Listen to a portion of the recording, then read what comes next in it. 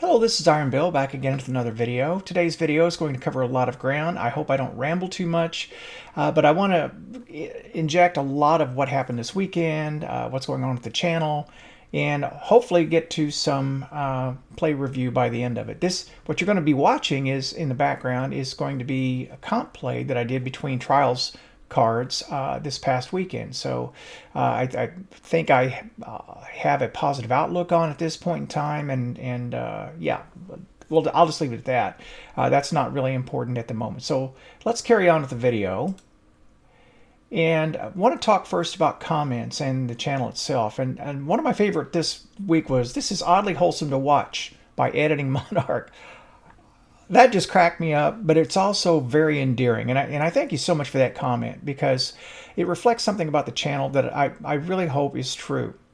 And I have to think that it's because in some way I don't know, relatable to the experience. That seems to be a common thread in the comments, is that people are like, yeah, I'm older too, and I get what you're going through. But the cool thing is that younger people are coming in too and helping out. And it reminds me of my friends that I have. I have two really good friends that I've played with since the beginning of Destiny. One of them is 25 years old now, one is 40, and then I'm 62, which means we represent three generations of players effectively. And it got me to thinking about the sci-fi channel, or not sci-fi channel, I think it's Premiere, the Foundation, the sci-fi series.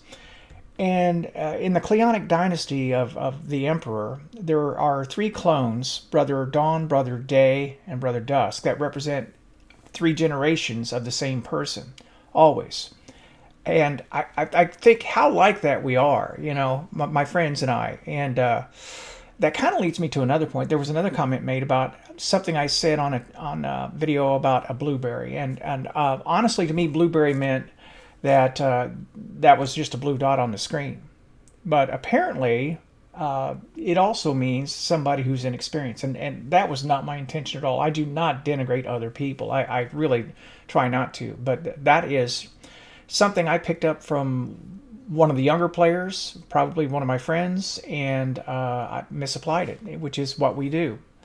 To be fair, I say things that they have no idea what I'm saying sometimes too. You know, they can't relate to it. Or things that the younger generation say sometimes meant something very different when I used to say it when I was younger than it does now. So I apologize for that. I'll do better, but it was not intentional disrespect.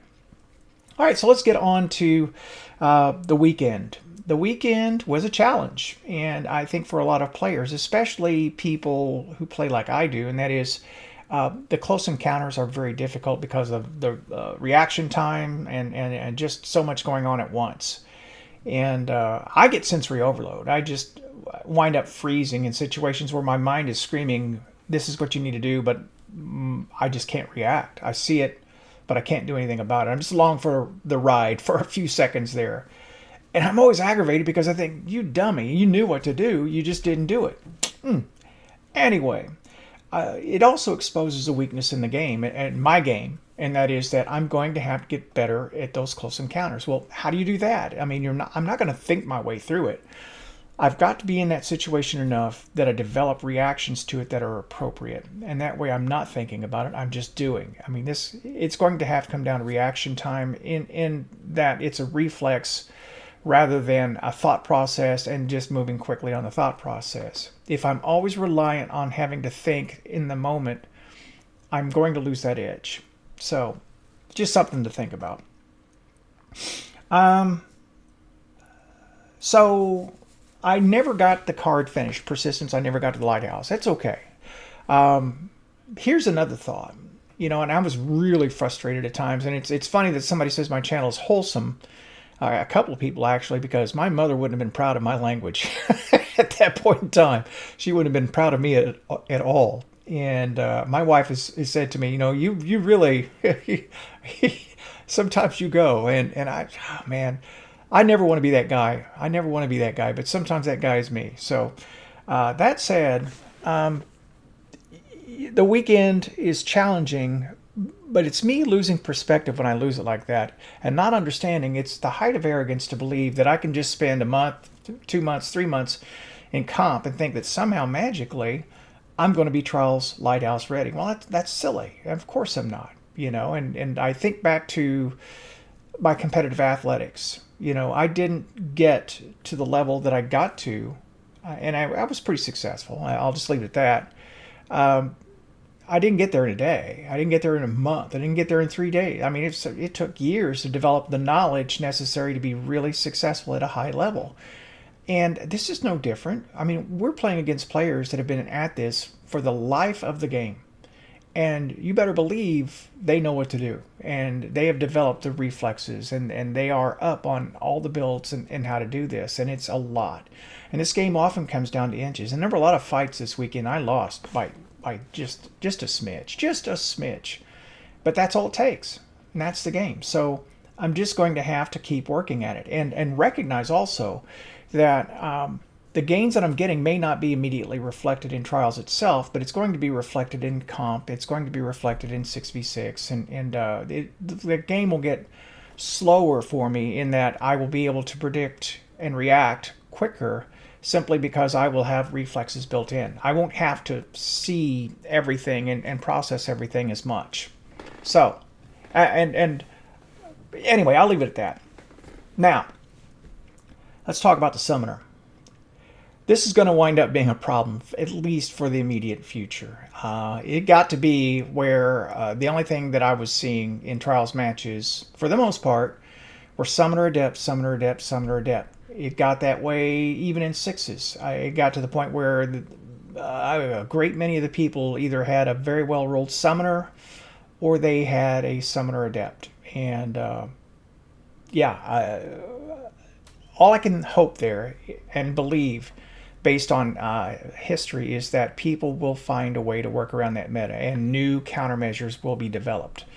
There are counters to it. I think, like, if the map next week on Trials happens to be something long range, then you're going to see scouts like Jade Rabbit be able to shine a little bit more. You're going to see a longer ranged auto rifle like well, there are many examples. What is it? A prosecutor would be able to do very well on a longer range map as opposed to a summoner. But I think it's going to take some time for things to kind of sort out. And if they don't, if it winds up being something truly, truly unbalanced, there's going to have to be a patch at some point in time where they dial it back a little bit. So anyway, let's hope it doesn't come to that. I really hate to see nerfs. I really don't like to see the game altered that way. But there are some cases where that has to happen, and I realize that. All right, so let me move then now to the game in progress. Oh, no, wait, there was one more thing I want to talk about. And that was the matchmaking, energy economy. I have energy weapon economy. All right. This could be a problem because this has a snowball effect much the same way that crests do in Supremacy. And that is that if a team is good, they're going to wind up getting their energy weapon ammo. They're going to get it because they're going to get the kills on you. And once they start getting that reliably, you really are at a severe disadvantage. So it's a rich get richer sort of a deal. And it tends to make matches feel completely imbalanced once that occurs. In Supremacy, by the same token, if you have a team that manages to grab a handful of crests right from the beginning, they're one step closer to super, and once that happens, once the supers start happening, the supers are used to generate more crests, which are used to generate more supers, and things have gotten out of control. It feels to me like matchmaking right now is imbalanced on the whole, not because there's too wide of a range of people in it, it's just that it feels like all the players are stacked on one side. And I haven't really decided if I believe that's because people just get the jump at the beginning and they manage to get a few kills and get the special ammo or the crest or whatever, or if it truly is a completely imbalanced, match-made team. So I don't know. Anyway, those are my thoughts for the week and the weekend and generally the state of the channel. And I probably shouldn't drag it on beyond that point. So let's finish off this with just a little bit of a review. All right, so I've been doing fine. I think we're kind of rolling this team at this point in time. I'm running double primary. I'm running a positive outlook. I don't remember the exact role I had on this, but I believe I was a Titan running battle or scars. I think is what I was running at this point in time. I think that's what I had. Now you see, I still didn't play my cover very well, but that guy was damaged enough he had to duck out after I put some on him. Now this thing reaches out to 89. I've got two people in front of me there. I've got to watch the low one because he was the real threat. He was head glitching there, and there's something I have to think about is prioritizing enemies when there are multiples on the screen. And I don't know how you guys do it, but sometimes I get target fixated on the one that I'm working on when what I really need to do is shift to the other person who's beaming me. Either that or withdraw from the situation entirely. Now we know we have a guy here. I know he was damaged already, and I should just get it and jump on him and go ahead and finish him off. We have life advantage. The smart thing to do is to play our lives at this point, but we got Babyface Killer up here who's going to push, I think. You hear the jump to my right. There he is. Now that was really a little close range for that weapon. I should have probably pulled out the submachine gun. Now this is where positive outlook can shine. This guy was just determined to pull that line. I shouldn't have made that move, by the way. It wasn't necessary. There are two of them there. Once I respawn, I'm thinking I'm not going anywhere near that. We're not going to throw this round away.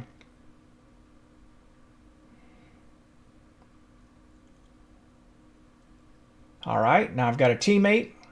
We're going to have to go move him off of the zone. We kind of threw away our advantage there, by the way. There are three of us to their two. This should be an easy dub. They're on the zone. We got to get them off. And it's done. All right, so how do we do this match? I've not tried that pulse out yet in anything other than a couple of sixes matches. I don't know what I think about it yet. I don't know if I have a good roll. All right. I always try to commend players when I can. For some reason, I couldn't on him. It said I'd already had it, and I kept trying, couldn't do it. All right, so Babyface was the killer. But, you know, 18-7, terrific. 12-5, terrific. And yeah, I didn't catch what mine was. It was... Let's pull that back. 10-3. Now, this is where I feel sorry for the other team, though. I think they got the shaft. And it could have been the way they played. It could have been the way the matchmaking worked. I don't know.